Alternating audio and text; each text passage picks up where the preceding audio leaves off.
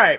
So, first question, I guess. One second. Well, I got to do this for Harry. Let's see if I can do it right. Is that how he does it or not? What was that? Lesnar throwback where he throws the buzzer when he comes in. Yeah, I know, but that was like from top down shoulder. I don't. Lesnar also, by the way, has got some serious titties going when I watch it with Harry. Yeah, he kind of dropped off the roids and Brock, do some push-ups. I don't think that's gonna fucking kill anybody. Yeah. Jesus. All right, so I guess the first question I had is I offered to do this. I hate to bring up Menner's name, but like I did offer to go live, and there was a little bit of hesitation. On whose part? Apparently yours. No, I would do it. Like I said, the Menner's. I'll do it live. What's the difference? You're gonna take? I don't know. That's why. Well, no, I have no intention of talking to people or anything like that. I think Steve's. Maybe Steve's hesitation is. I don't know. We haven't. In case like there's no dump button or something like that. Well, even that. I think it's more from our end technically. I think Steve gets more concerned about that, where it becomes a shit show. Menner's was in Australia, and I think he had technical issues a week or two ago, so he couldn't do his show. Oh yes. So I think it's more. I don't think there's any. I mean, we do our show. It is taped. We do our show live to tape every day. I would do it live, obviously. It doesn't matter to me. I mean, whatever. Next time we'll do it live. How's that? All right, great, phenomenal. All right, so I guess I'd rather get it out of the way. I guess because it was on the show, I think 2 days ago after Mike and the Minifans. Apparently now I'm a fraud. I'm a lightweight. You expected more. So why? No, not so much. What amused me honestly was when you tweeted out that DEC following you is this great moment in your life. I was like, this is a low moment. Did you read the full tweet? No, God, no. I was going to say a once great man, but really a once mediocre man is resorted to, being excited when legitimately he's following you because he wants you to send the pictures of your penis.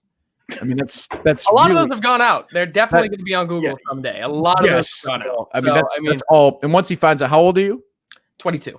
Okay, so essentially, if you could divide your age in half and then subtract 5 or 6 years from that, I think then he'd be even more excited. All right, well, fair enough. All right, great. Yes, well, no, I do think I I like you. Obviously, I'm more of a Stinman 86 guy. That's where the real talent is. Bet it up. But I think a little bit I'm a lightweight. You said it. No, yes, but I would say it's more. You came with some real fire that first one, but I don't really think that's who you are. You were trying to wave your arms around a little bit, and that's okay. We like you. Don't turn this into a thing. We like you. We like that you're on the network. I like obviously. Like, little kiss ass. I like that. Well, I was talking to Stinman 86. I don't care about you. Who the fuck you fucking DEC ass kisser? You think I care about you? Why don't you read the full tweet where I literally said at the end of it in parentheses where I said I only said this because otherwise people are going to say I took a shot at him. What do you even? Why does nobody ever read that part? What do you even care? What do you mean? Why do I even care? What do you look? As I said, news. Look, when one door closes, another one opens. Okay, I mean that's John from Scranton used that line last episode. You can't steal his line. What is that? That by the way is a DC line. That is what is that? What is? I got that when I moved to my first afternoon drive gig in Virginia. Yes, of course. Yes, mother got it for me. yes. When you started your path of being miles ahead of me at that pace. Well, I was gonna say, what were you doing at 20? I was not hosting a show in Virginia. I understand what you weren't doing, but what were you doing? When I was 20, well, I was still in college when I was 20. Exactly. Yeah. Well, because Mike played this whole thing on Mike and the Minifans. He was like, oh, well, you were just introing records and you were just... Is that... There are people... Like, Ryan Seacrest is one of the most talented figures in America. No, he's not. He's not one of the most talented figures in America. He's one of the most famous figures. Successful. He's not talented. That's bullshit. You can't tell... No. You can't say that... You think Ryan Seacrest is one of the most talented people in America? Broadcast-wise, absolutely. More talented than, like... I would say, give me a name of another broadcaster. I would say he's more. I would say, I can name you 20 people in Boston who are more talented, and nobody in Boston is talented. He has a voice. Makes sense. You came from Boston. He has a voice. He has a, he's like a fucking Matt Siegel, right? He's like you. He's like, hey. He's like Matt Siegel. He's like, hey. You're like, hey, Harry Styles is, and here's Harry Styles' sign of the times. I mean, that's just. I will say this: there's as much. Shut up for a second. There's as much talent in squeezing a lot of information. Are those nails? Are your fingernails painted? No, everybody says that. I have. Oh, they're not. A condition I didn't know that. Oh, I heard you say it the other night. I don't listen to. I was running, listening to Mike and the Minifans. Oh, that's weird. Is it like a blood condition? Yeah. So like, if you like they're like purple right now. Oh yeah. Is it like no pain involved or no? Or like I mean, I've just gotten used to the fact that they're naturally freezing all the fucking time. Oh, well, okay. But anyway, but like whatever. I mean, I don't even know why we're talking about Ryan Seacrest, but like I can tell you why, because no, hold on. There's as much talent as squeezing a lot of information into 8 seconds as there is dragging a ton of needless information out for 3 hours. I could do Ryan Seacrest's job. He could never do mine. Now, I may not do Maybe that's possible. I may not do this, so I'm more talented than he is. Well, no, but again, I don't think. Well, yes, I am. I mean, come on, fucking DJ, whatever your name is. I mean, let's be realistic. I am more talented than fucking. If you don't think I'm more talented than Ryan Seacrest, you are off the network. I do. No, I do, but I don't think that you appreciate. I do. Well, sure, I do. I mean, I don't care if I get thrown off the network. I know you're a bad boy. We know you're a bad boy. There's many cups of coffee to be consumed around the New England area and graded. We understand that. We understand. We're Death Wish coffee. We're not starved. How did you get that? What do you mean? How did I get this? Aren't they all closed right now? I got this it's a reusable cup. Okay. And no, drive-thrus are still open where I am. Are they? Island, yeah. So I look. I am Matt Siegel, and you're kind of banging on Matt Siegel, my friend. He's been doing it for 40 years. I love Matty. He's been doing it for 40 years in Boston. I love Matty. And there's a talent to that for sure. I think it's a limited talent, and I think it is an industry. Why is it limited? Well, because you never talk about it. Like Ryan Seacrest never talks about anything. He doesn't talk about his real life. He doesn't have fights. He doesn't investigate stuff. He doesn't question things. He goes on and gives some people aren't interested in that. Some people are interested in hearing what's going on in pop culture. I understand that. But if he's told beforehand, don't talk about this, and this, not only does he not do it, that's fine. He would never question it. And when you don't question things, then it becomes, I think we both agree that you are at the age of whatever you are, 23, 22, close. You are if you're going to do traditional radio, you are in a dying industry. I'm fully aware of that. And that is because the real talents don't flourish there, and they listen all the time to program directors who are fucking stupid. Well, I will say there's also a thing where I tried to go against a program director, tried to go against authority, tried to go against management. And I don't know if you heard that in Mike, I think we just talked about that in the brief little 15 minutes before we went live. I left that job, that afternoon drive gig in Virginia due to mental illness. Mm-hmm. Same thing. It drove me fucking insane. Well, why don't you do something else then? Well, because I would. I mean, is that the radio host you want to be, DJK? What do you mean? You want to be like Ryan Seacrest? I mean, it seems like you are trying to be like Ryan Seacrest. No. I think that I agree with what you're saying, that radio is going to be a dying media. Oh, I know it is. I don't think, well, it's not dead yet. There's still at least like another 10, 15 years in it where maybe. But I'll say guys, I'm the dividing line. Guys younger than me are bailing. Guys older than me are fine. But you know what? 56-year-old guys are not going to listen to you play fucking Post Malone. But they don't anyway. That's not my demographic. Well, then who is it? Like young girls? They're not listening to the radio. It's moms. Like that's it. 25 to 30. But they're on fucking YouTube and not entirely. Pandora and shit. I think it will be in 10 years. I agree, not entirely, but way more than, say, even 3 years ago. And I think what's going on right now, actually hurts radio even more, because now people are like, oh, I can just go do this. I never realized this, because they're used to driving their kids around the fucking karate and soccer and whatever. But I do think that there's a thing too where I can use the radio and then build a social media platform on top of that. And essentially you're getting paid to do both. Sure. No, I think that's smart. And I do think, for me, I was lucky that, I mean, obviously I was able to drag a big portion of my old audience over to Barstool. And obviously if I didn't do fucking radio, if I'd started on podcast, I would have none of that. So when I heard you say that, I had one big audience and I had another big audience in Barstool built in, totally true. I mean, but my next move, which will be, I think, more of an isolating move professionally, presume that means subscription service. Yeah, I think so. In a couple of years, maybe, I'll have a core audience that I can drag over. And I don't think there's a lot of personalities in America that can do that. I just don't. There's a loyal base. I don't care if it's 50 people or 50,000 people, Ryan Seacrest, you might think he's talented. Ryan Seacrest left. No, he doesn't have near the loyalty to his right. And that's built, like, you have to work. You guys, I mean, like, I think I have that. Stern had that. Stinman has that. There's like this sort of small. Stinman has it. My coffee reviews are a phenomenon. Just so you know. They're really good. They're really, really good. Stinman, let's Stinman. Fucking self. This is a guy who you're gonna have drive from Michigan to what? Do this? No, he offered. I didn't make him do that. Like he offered to do that. Imagine that he drives all the way from fucking Michigan. And he drove here 2 weeks ago to smoke a cigar with me. He did? Yes. Well, it wasn't just for that, but yeah, I did. Why'd you drive there, Stin Man? That's where I used to live. Was out in the Swansea area, so I play basketball with people and shit. Yeah. You go to Michigan State now? No, my family's out here, so I just work out here. And you he's collecting a fat unemployment check right now. Oh, there you go. All right. We have any questions, Stin Man, before DJK asks his question? No, you can go ahead. I'll just chime in whenever. Well, I guess. What the fuck are you here for? Just here for the KMS experience, right? He's on the ABN. He's featured on the ABN. The fucking Steve Peralt of the DJK show. I guess what is the? There's no way. I guess when Mike had said, I think it was on the show 2 days ago, where he had said, "Oh, I never felt so confident in my life." Where when Aleister Black asked me the question, "You take my job," and he said no, very, very confidently. I don't know about that. I do, but I would say not. Why? I would say no way you think he's more talented than me. There's not a fucking chance. I don't think I'm using him as a punchline. I can already tell you Stin Man's more talented than Mike because he exists. He can breathe. So I mean, there's more talent. But I could say like I have a pretty good idea of what goes where when you put a show together. I've done it a couple of times now. Your role in our world could potentially, I'm not saying it's going to be, would be sort of that pain in the ass, graduated intern, and that's where it starts. And you pop on every once in a while, stir some shit up, and get out. Right now, I want to look at your fucking face for 2 hours every day, and I know you think the show is too long. No, I would say probably not. But you know what? You never know. You never know what it'll be 2 or 3 years from now. And by the way, if I'm somewhere else and I have a network all day long, and the subscription say there's different roles for other people there. It's a 24-hour thing. Well, that seems like that's kind of where you want to go next. I know you make fun of me with Alex Jones things in the InfoWars, but he has you. Are you familiar? I mean, I think we both think that Alex Jones is a professional wrestler, though. Like he doesn't, right? I mean, he doesn't believe in those shirtless pictures. Yes, but I mean, he doesn't believe 80% of the shit he's slinging. Like So, but that's what I mean. So, no, I understand.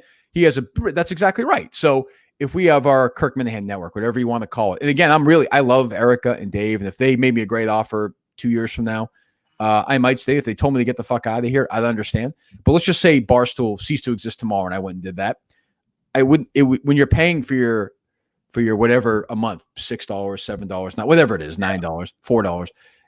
You'd get in my mind, you would get something pretty close to all day long. You get the show whenever you want, but you'd also get like it is now. This YouTube thing would go somewhere else, but also we'd have dedicated actual programs, So, it's funny. I got made fun of for that. For what?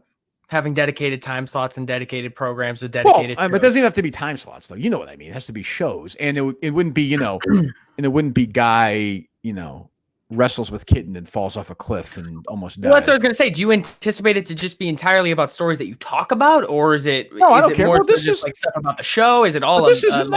But this isn't. I mean, this. You guys can talk about whatever you want. I have no. You've done what? This is what? How many shows have you done now? 5 or whatever? 8, 3, 2, 3. Third one, yeah. Have I ever said to you talk about anything or not talk about anything? No. I don't give a fuck what you talk about. You play. What did he say? When I first sent an email, I said, "Hey, are there topics that are good? Should I stay away from?" He said, "We like to keep the topic show related." So, I decided not to smoke crack on camera. Well, you can do that if you want. I don't know if YouTube will allow it, but like, I don't. The fucking conspiracy guys don't do that. They don't talk about show stuff. Quantum Week doesn't talk about show stuff. I don't really care. You guys can talk about whatever the fuck you want. Is that something you would ever incorporate into an ABN, an Aleister Black network? Would you ever incorporate that? What? An ABN? An Aleister Black network? Yeah, where you're the sideshow, and I kind of have that going in the forefront. Sure, where I'm talking something about something entirely different that might not even be KMS related. Well, I'd like to have a role in the Aleister Black. Maybe you could give me a time. Maybe I could do an hour once a week where I could just talk about your show. I'll give you half off the subscription service. Thank you. I'll take calls and recap all your programs. I'll definitely do that. Absolutely. Sure. Yeah, you bet. You bet. You can maybe you can go to the coffee shops after I review them. Absolutely. There you go. So when you say you're going to chime in, Stin Man, do you know what chime in means or no? Well, every time I do, I get cut off by DJK. Just like a regular reporter. Just tell me to shut up. Go ahead. How are you friends with this human being? He's actually way funnier than I am. No. I'm asking him. Oh, okay. Did you say he's way funnier than you are? Him? Yeah, he's way funnier than me. Who said that you're funny?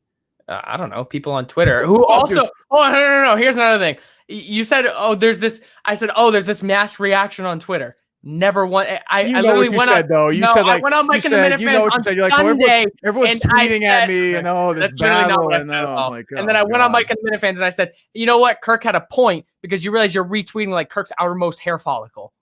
That's true. So that is true. Okay, Austin, say something. Stim man, go ahead. I don't know. Did you come in? I sent you a fucking list of bullet points. Did you come in with it? I thought you were going to bring him up. He's the best sidekick in the business, isn't he? When you said lose him, I didn't think this is exactly what you meant. Jesus God, Stim man. Literally nothing, huh? That's all right. He'll pop in later. Okay, all right. Well, we'll get going. I'll lead you in. Okay, this is an industry standard lead in. So, Colin was like 4 days ago. Colin? Austin. The episode. Yeah. Colin? Oh, Colin. I'm sorry. Yeah. Go ahead. I know you hated it. Thin man. I didn't mind it. I didn't hate it. That's not what you said to me, but that's okay. I didn't mind it. Just for someone that didn't know your whole story, like before Barstool, it was hard. It's hard, like watching stuff like Cullen and listening to it because I don't like get the whole story. You know what I mean? Like you guys explain it a lot on the show, but for someone like me, like when you bring up Willie Colon, that's fucking hilarious because I was there for that. But for Cullen, like it was still funny, but it's hard to get into. Yeah. So how I look at that is I don't really, well, I care and I get worked up. I don't actually care if people listen to that episode and get it or don't get it because I know you're going to get another one tomorrow and there's going to be one after that and one after that. And for me, it's a great outlet. I had fun doing it. And I do like the idea. And I said this when people were saying, I think Menners was saying, this isn't original at all. Again, line me up the people who first investigated and brought this guy down, then turned and wrote a script about it, produced it, put it together, and put it on their podcast. To me, it's unprecedented. And the people who really like that particular story, which is a I think a sizable part of the audience, they loved it. Now, we're going to do something else, maybe in a couple weeks, maybe in a month, who knows? It'll be different and divisive. And I think those things are good once in a while. I think it's good. I think it keeps the audience awake. It gets reaction because, and for me personally too, it's something because the day in, day out, whether it was radio for me or this, it can get lethargic. You can get bored doing it. So I enjoyed the Cullen thing a lot. I mean, I really enjoyed it. When you do the Hammer part 2, I presume I'm going to be the frontline DJ for that. Yes, absolutely. Okay. Of course. You bet. I can intro the box like nobody else. Just so I'm sure you can. Yes. Austin, were you going to say something? No. Okay. All right. Great. Well, I guess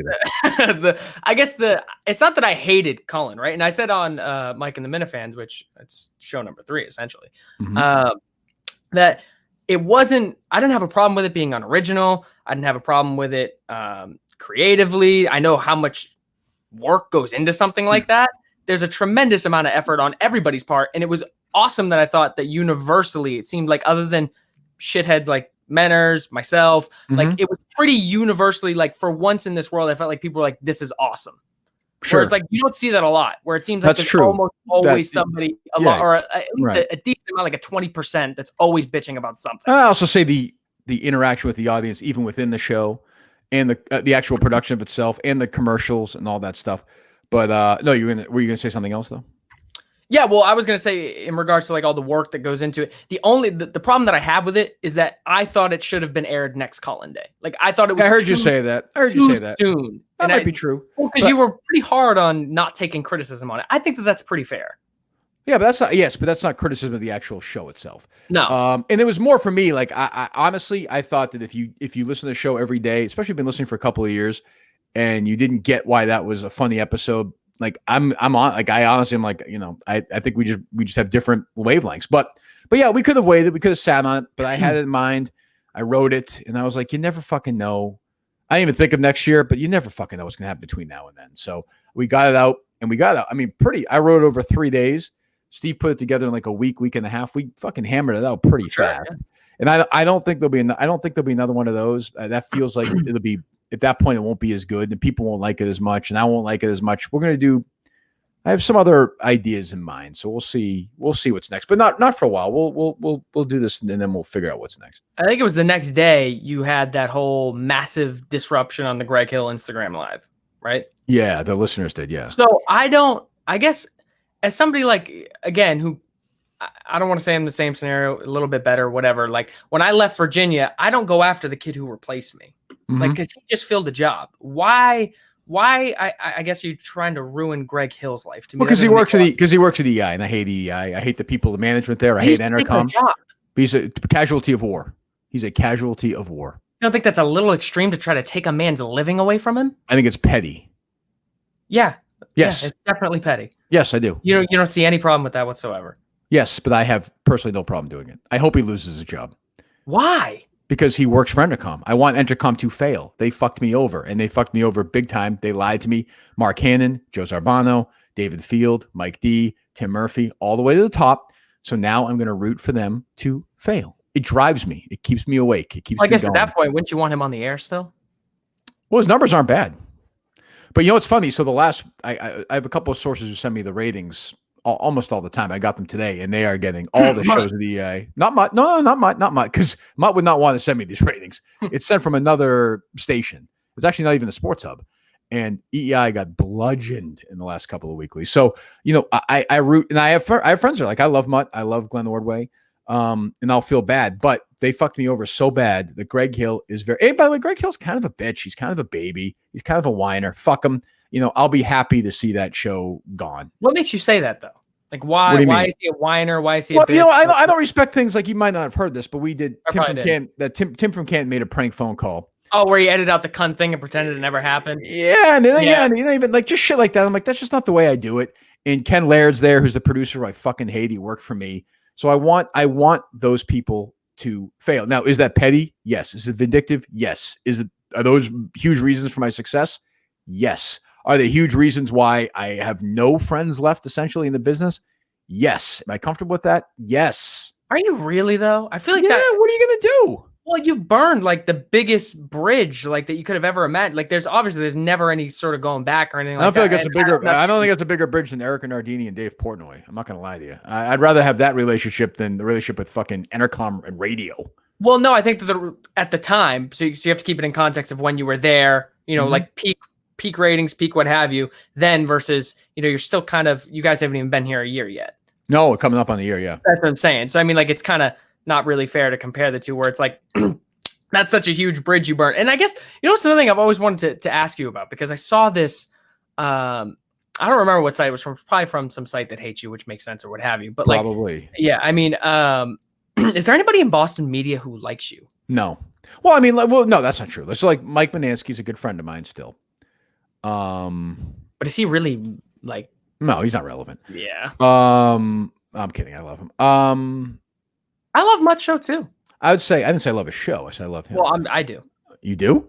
Yeah. He was debating the Patriots all-time team last night for an hour and a half. I could listen to it. Oh, Jesus. So, what is your vindication against sports? But like Matt Siegel is somebody, we'll get to that. Matt Siegel is somebody who I talk to once in a while. I have a good relationship with some people over at 98.5. So there's some, but I mean, I've lost a lot of friendships, but it's because I was fucked over by these people, and these people who I value loyalty a lot. And I had their backs. And when push came to shove, they didn't have my backs. And I can't forget that. And you'll find out as you get, I know you're very successful and had a long career in this business, but you're going to find out that your friends in this business aren't really your friends. I found that out with my previous bosses. Right. So you're going to find out that what really matters are your family and your actual friends. All the other stuff is just bullshit. That's all it is. Keep him on here. Who's that? Stinman? My friends. I don't know what he brings to the table. But you find that out, and then you worry about the other stuff. And for me, it's always been loyalty and the truth and being true to myself professionally. And for me, that meant Barstool. I could have played ball a year and a half ago and rolled over and done shows that I was pissed off with and still be there. And yeah, I would have done that. Yeah, I can't. I'm not saying it makes me, it makes me better than you, obviously, but it doesn't make me this great fucking whatever. But it's just the way I am. It's the way I've always been. And, it may end badly at Barstool. I have no idea. I hope not, because I never respected the people I worked with at EEI, the management. But I respect the management in the structure in place at Barstool. And I do think that if it ends, it'll end respectfully. I hope on both sides.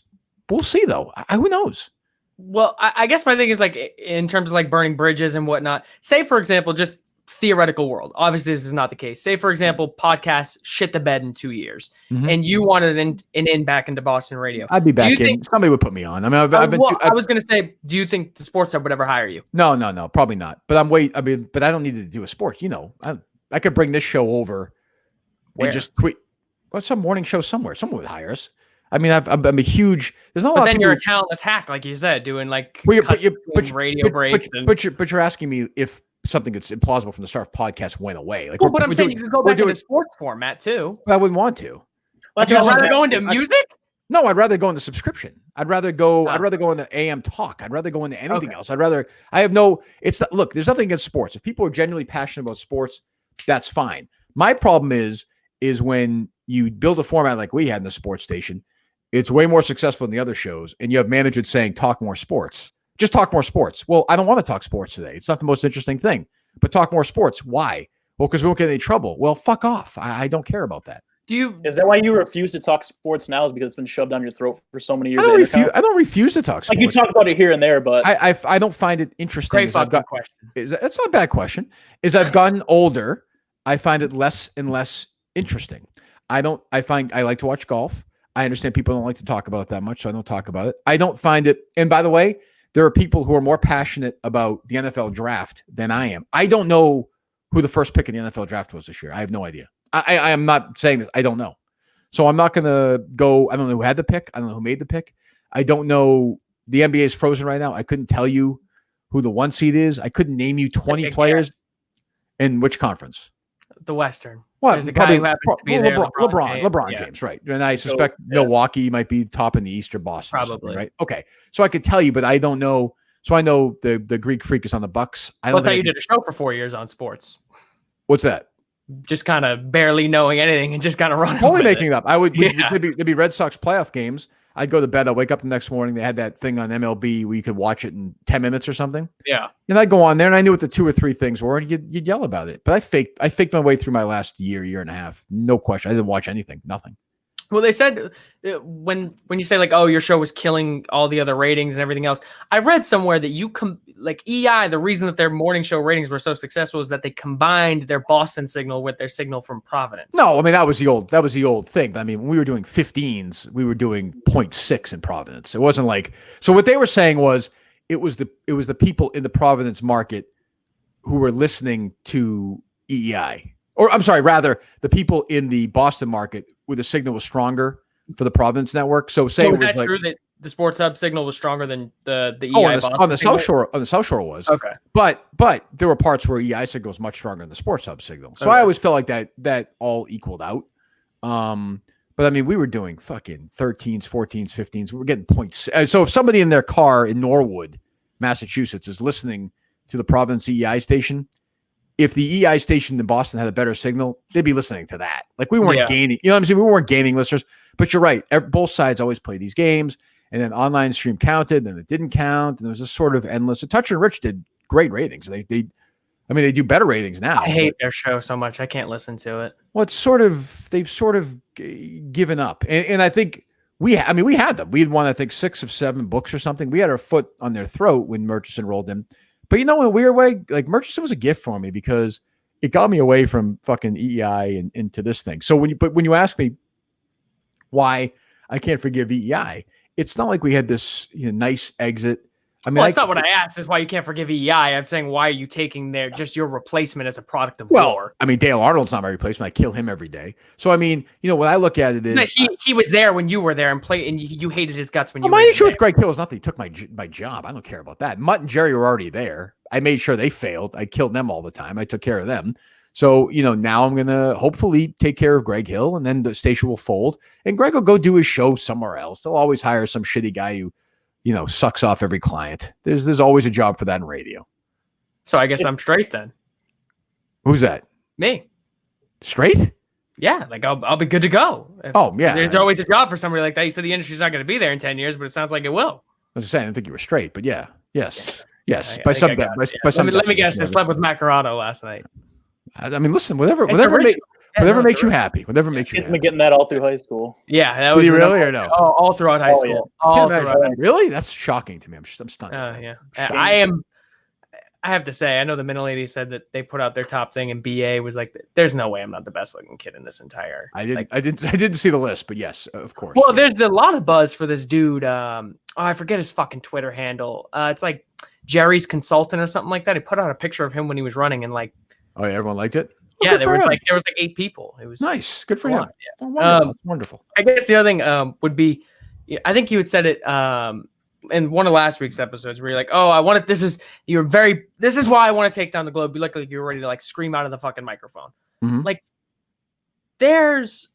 I feel like don't you kind of have to come to grips with the fact that like there's always going to be the percentage of people who watch CNN. There's always going to be that percentage of people who read the Globe. There's always going to be that percent. Like, like I feel like you're fighting a losing cause. Like I feel like your damage on them has capacity. It's maxed out. Well, I don't think so. And I'm going to keep doing it. And I think that attitude is an attitude that everybody in history had adopted that attitude. Nothing would have ever been accomplished. Nothing. You know what you would have been? You'd have been like, you know what?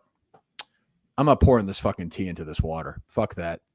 These British guys. It's quite a different example between a monarchy. I disagree. And you would have been like, you know what? It's not so bad. These British guys, I kind of like where they're going. And you know what you would have been like in 18. You know what? Enlighten me. This guy, this owner, he gives us $3 square a day. We get a bed. Fine, we don't get paid.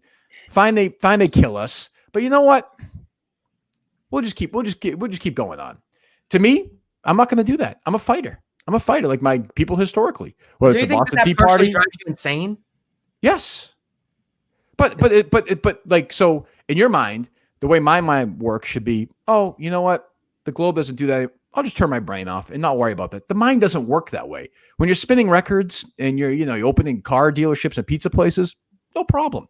But when getting paid more than Mike to do so, by the way. When you're getting paid more than me?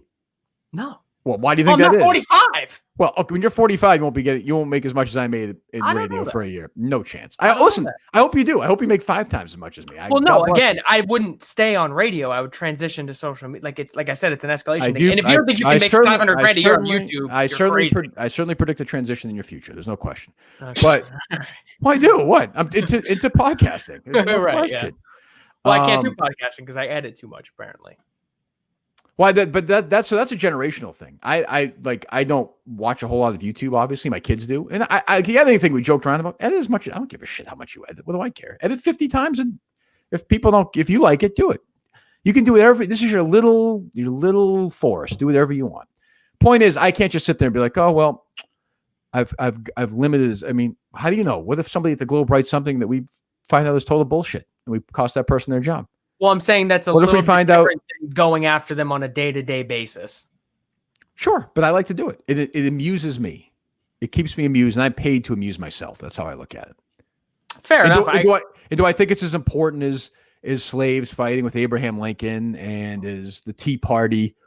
Yeah, I would say so. Potentially. Maybe more so. Who knows? I don't know.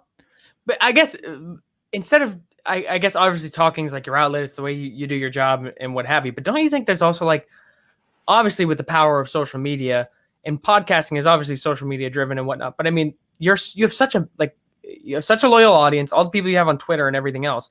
Don't you feel like it'd be almost like a more efficient way to be like, hey, you know what?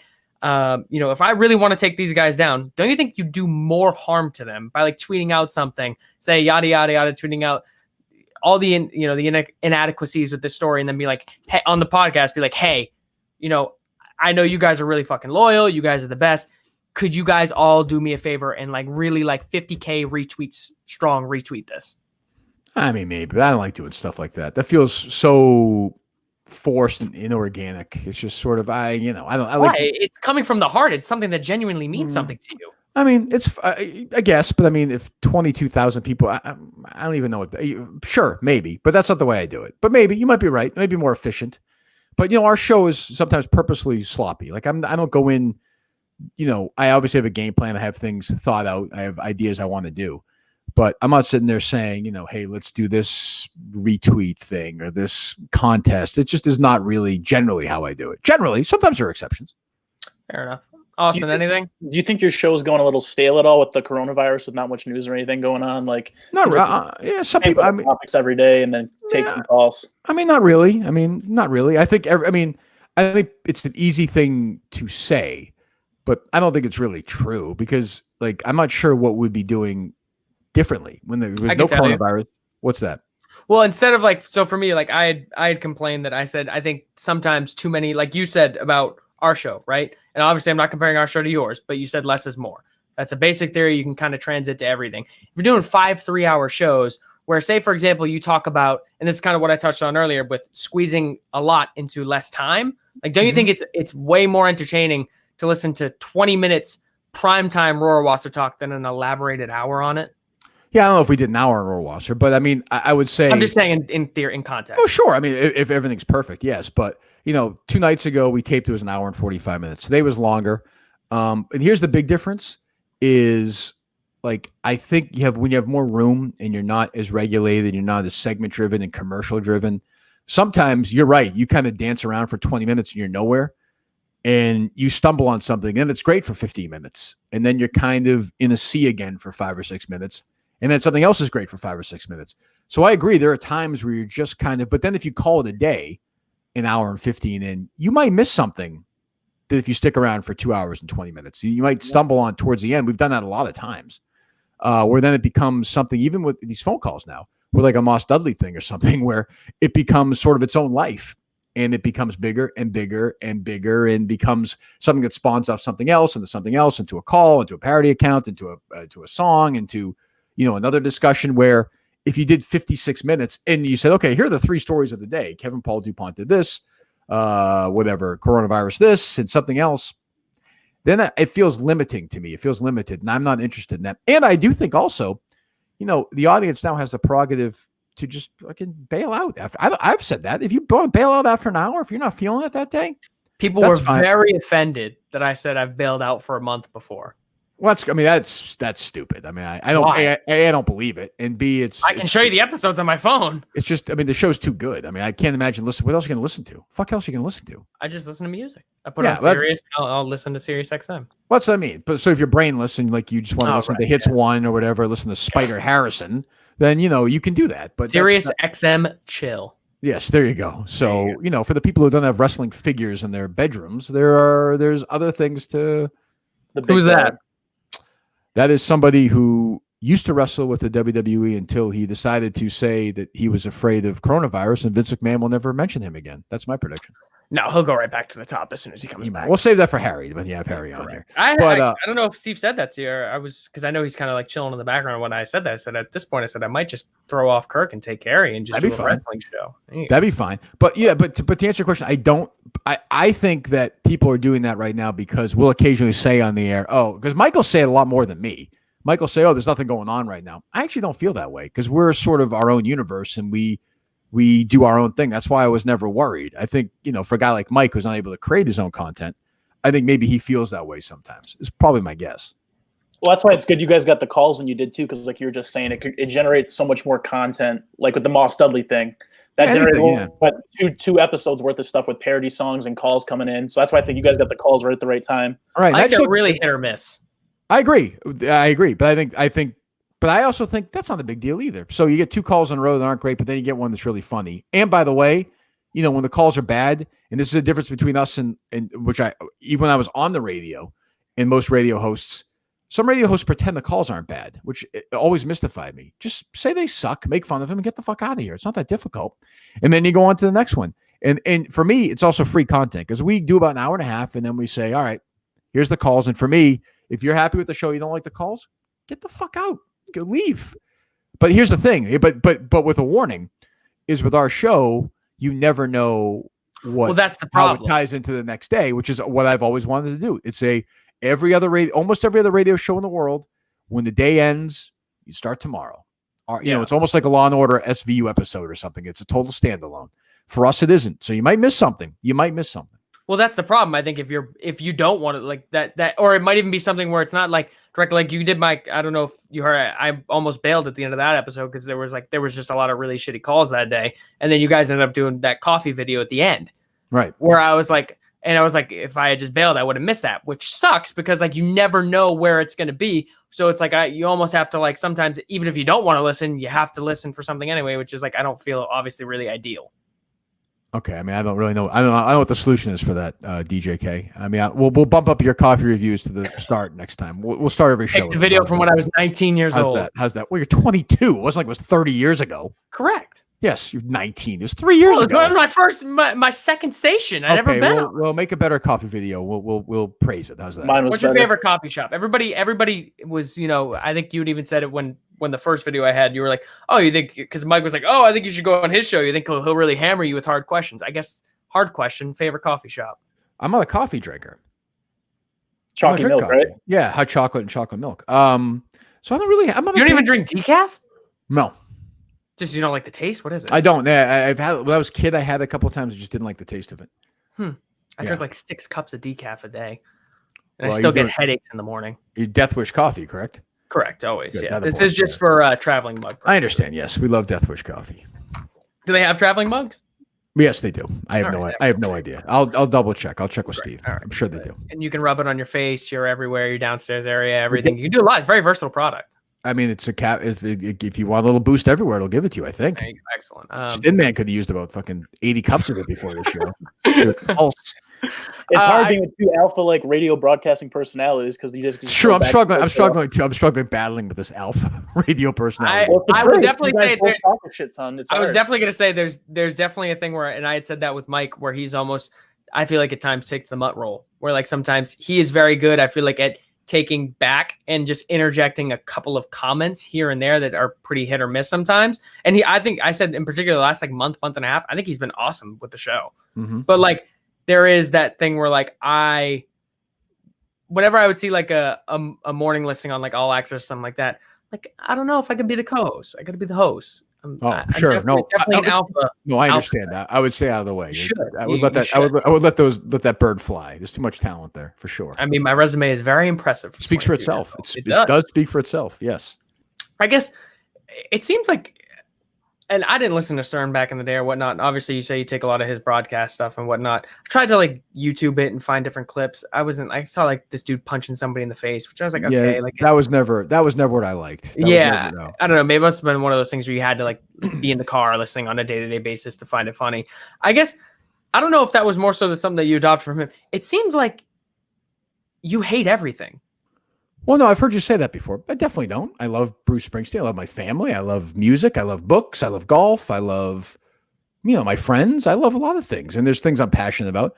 What I liked about Stern, where Stern blew my mind away, was I grew up listening to shit radio, like essentially like the Ryan Seacrests of, doing their fucking top 40s and just shit like with no weight to it. Just people who have no brains, who've never read books in their lives. Guys like you. So, but like I'd be driving, so Stern came into Boston when I was in high school.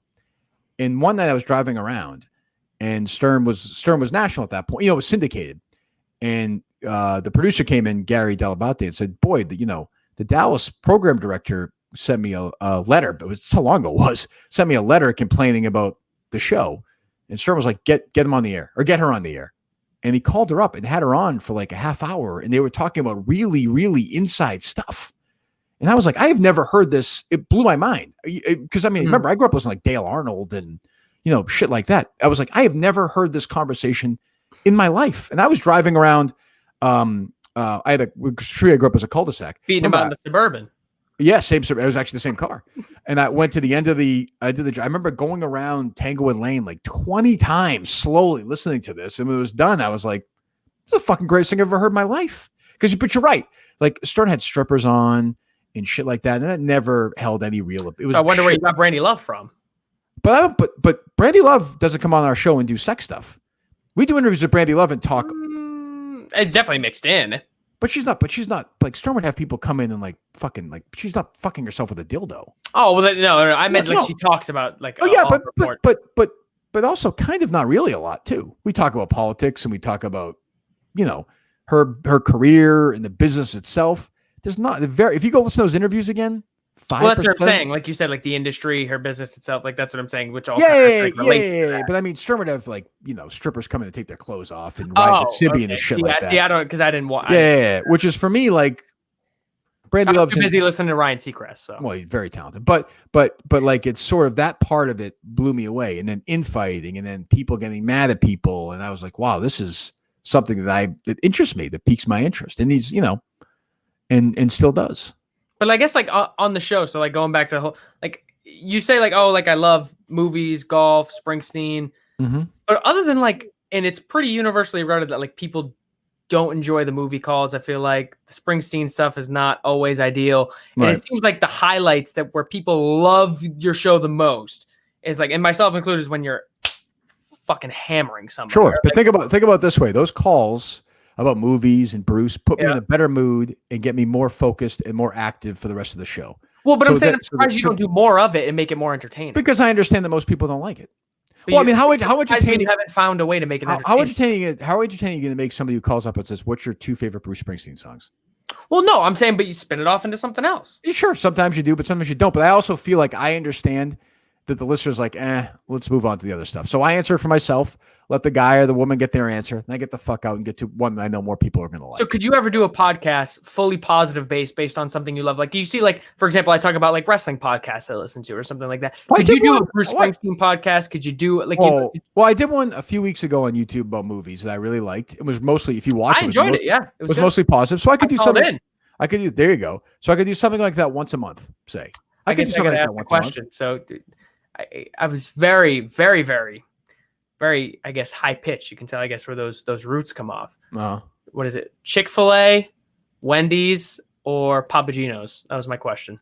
That was your question to me on the movie show? That was the Brothers podcast you called in. No, the Brothers. I must have said Chick-fil-A. I had to. I think you did. I don't remember. But, yeah, there you go. Always asking the tough questions. You should do a Sopranos podcast like once a month. That'd be sweet. Maybe I will. Yeah, maybe I will. That's what I'm saying. Like, I'm surprised you don't go after that more. Whereas like now, it's like that's what I was saying earlier. Where like everything is just fuck the globe, fuck EI, fuck this. Not everything. Where it almost comes up, but you can't say it's heavily dominant. It's heavily dominated. I think it depends on what parts you're listening to. I think a lot of it is bullshitting and joking around and laughing. Like, you know, Cullen was born is from that, but there's a joke now. Like a lot of it is still light. Most of the show is light. People focus on the crazy stuff and the yelling and the ranting and raving. 80% of it is light. Go back and listen to it. Most of it is. No, I don't necessarily disagree with that, but I guess I mean is like when you say like even if it's so say like you say like how you say all the time like, oh Mike, you suck, you're the worst, whatever, you're talentless, whatever. Like obviously that's all in good fun. But like, and I know, let me guess, it's not, but it's all in good fun. Mm-hmm. But then at the same time, like I'm surprised you haven't found a way to be able to, and I would have no idea, but like you haven't been able to find a way to find something that's more positive than always shitting on somebody.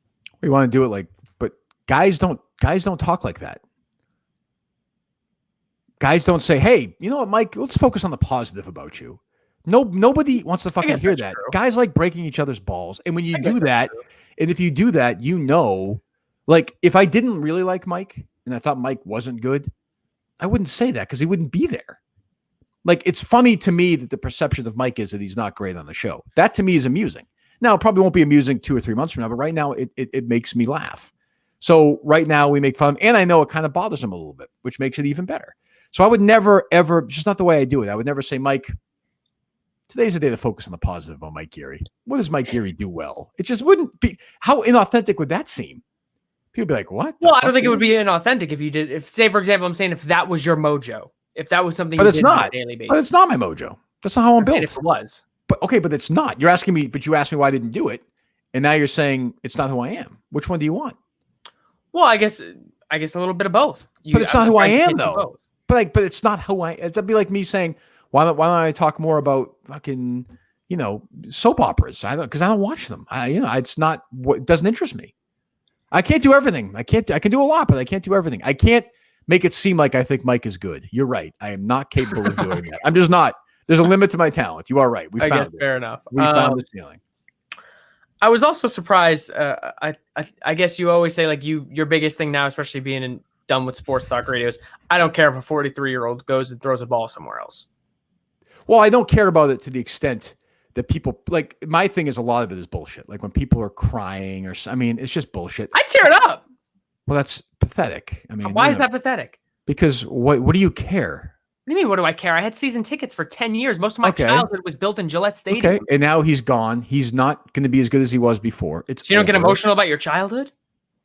Well, sure, but that's not your childhood. Yes, it is. No, your childhood's your family. Like if Tom Brady, I went with my family. It was a whole family thing. We had my whole cousins, aunt. But you're not a child anymore. You are and you aren't. Reminisce on it. Okay, and then you cried? Yes.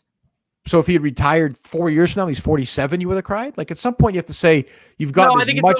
It's much different. You've gotten as much, but he's 43. You've got as much as you possibly can. Why does that matter?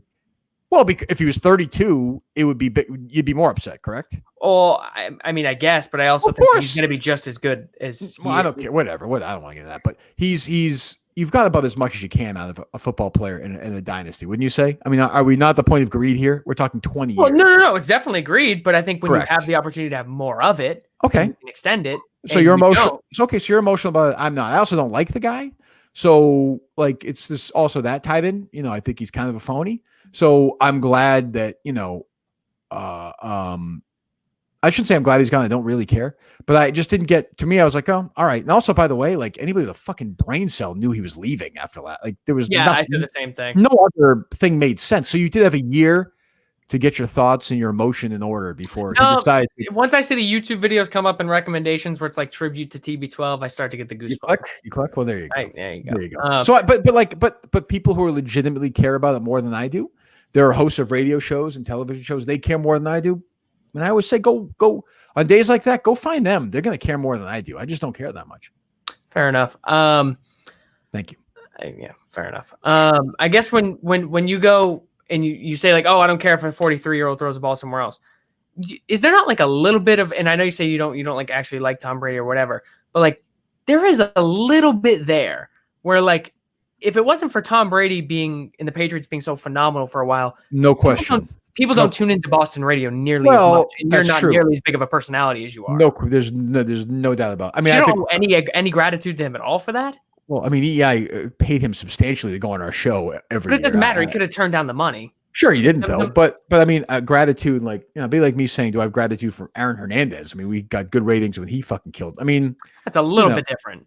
Yeah, a little bit. But I mean, not really. I mean, put it this way, he was a great addition, but our ratings in non-Patriots books, once our show got rolling, were just as good as Patriots books, essentially. But I also think that's because people were accustomed to tuning in because of the Patriots season. I suppose, but I don't think people were tuning in on March 28th because Tom Brady goes on our show. Like it just I think people get into routines.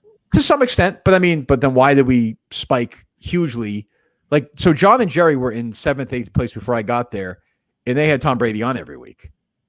Then we were in first when I got there. When I took over the show, we had Tom Brady on every week. Well, it's no secret that you're more interesting than they are. Right, so there you go. So I do think even on my own, I'm saying it's a healthy combination of both. No question. Oh, no, I've always said having the Brady and the Patriots being good was, especially for the fall book and the winter book, if the Patriots made a big run, huge factor. Of course. Who is that you? Who's beeping there? Am I hearing beeping or no? I'm getting old. Who the fuck knows? But yeah, but Brady in the fall, in the winter books, no. And I would always say like to pretend that didn't help is fucking bullshit for both stations. Just the Patriots in general. That'll be interesting. So I think the first year will be worth. I think people will tune in even if it's bad, just because it'll be different. But after a year or two, if they're 7-9, 6-10, 8-8, that will be interesting to see in a relevant Patriots franchise. That'll be interesting. Well, I'm at the point where I only grew up knowing the Patriots with Tom Brady, so I'm almost at the crossroads of I kind of identify as more of a Buccaneers fan right now than I feel. Well, there you go. Well, I'm glad. Good. Debate me on it. Give me an old school fucking sports talk debate. I don't Give me care. something. Doesn't bother me at all. I go where you want to go. All right, fine. Austin Davison, give me something. That was one of the funniest moments on the shows when you did that fake Francesa debate about the fucking Astros cheating. Oh yeah. So yeah, but I also think, if it's a thing you care about the most, then you should talk about it. Like it's like anything else. We say the conspiracy guys. If I would have a sports show on our YouTube channel, why not? Have two guys bullshitting about sports. Fuck do I care? I don't care. I mean, they care about it more than I do. But would you ever have that on your network? Sure. Like if your ideal subscription-based service. Yes. Network. If they were good at it. If they weren't, if it was your traditional boring sport, no, of course not.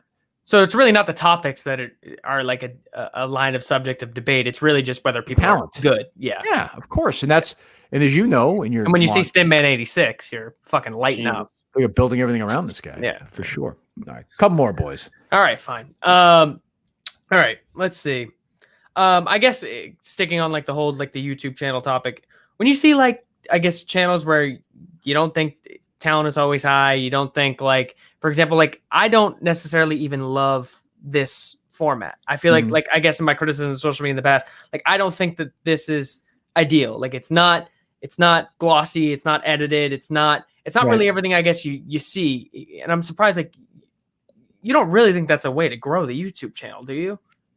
I don't really know. I don't know much about it. I don't pretend to care that much about it. You know, whatever happens with it happens with it. I have no. But don't you care about it in some way at all?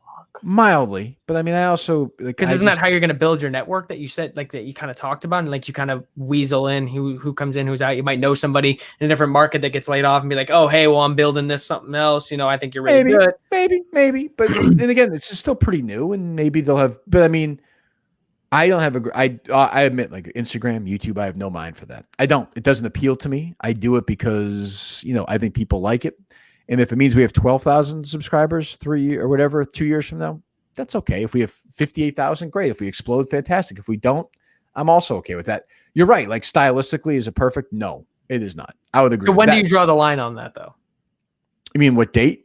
Like, for example, like, is it like 6 months from now? You're I don't know. Like, okay, these shows are doing nothing for me. One day I'll wake up and I'll be pissed off, and then it'll become the most important thing in my brain. Very pissed off sometimes about things that I like aren't always a massively big deal. Sure, but they're big deals to me. And so if I wake up, even if you forget about it the next day, yes. So if I wake up 3 Tuesdays from now, I'm like, get rid of these 3 fucking shows on YouTube. It'll become the most important thing in my brain, and then I'll forget about it. Oh, we lost Stin Man. Show's over, I guess. Jesus, I don't think we're good. But yeah, but I get what you're saying, and I don't think it's aesthetically the greatest look, but I also have no brain for it, none. Fair enough. All right, Kirk, appreciate it. I know you're getting ready to get out of here. My shows are normally only 20 minutes anyway. Well, I'm sure this will be. How much of this will be edited out of curiosity? I'm not touching it. You're not touching it at all. No. Oh, okay. I figured it was 2 things. One, I figured if I couldn't host a live full straight show with Kirk Minihane, I probably shouldn't host a show ever again. If all these other people did it and they didn't really have to edit them, I don't really, I should have had to. And then on top of that, to take it, to transfer it, if I cut out a couple dead spaces here and there, I mean, 5 gigs one way, 5 gigs another, 5 gigs that way, re-upload, like it's just a giant pain in the ass. Oh, I'll ask a question for you before we wrap it. Are you going to intern for the Kirk Minihane show? Well, I guess I would love to, but I mean, what's the issue? What's getting in your way? Job? No, not at all. I mean, not yet or anything like that. Again, I kind of have to read that literature when it comes down my way. But I guess my thing is on top of that. I mean, there hasn't been. I reached out to Steve about it. What's going on that front. I don't know what role you guys really want me to step into. Is that like something where like I said, I'm not. I mean, do I love social media? Yeah. Am I as good at making videos as your other people are? Probably not. They do a really good job at it. And that's why I think sometimes when they take a ton of shit, I don't think it's always, they fuck up, but they're doing some really good free. I've asked you to show initiative and make a pitch, create a really good. Well, what was it? I sent it to Steve. It's in my sent box. I'll have to pull it up. And your Twitter handle is not in line with the rest of the family. It's not y'all DJK or yo DJ. My Twitter handle is just DJK React. It's not in line with other family members where it's isn't that the Twitter handle? Oh, are you talking about my sister? Yes, isn't that it's like yo? Yes, it's not your boy DJK. It's funny. I guess my first radio name, Tommy Boy. I was gonna go through the bad radio too because I was gonna go through it, like all that, but I figured it was like almost like you were just gonna laugh at it, say it sucks. I don't really, you know what I mean? Like it's not. You're doing the best. Look, we like you. I like you. You're doing the best you can. Don't worry about any other stuff. Keep doing this if you want to, and keep it up. We're glad you're on board. All right, sounds good, Kirk. Appreciate it. All right, man. Hang in there. Take it easy. All right, bye.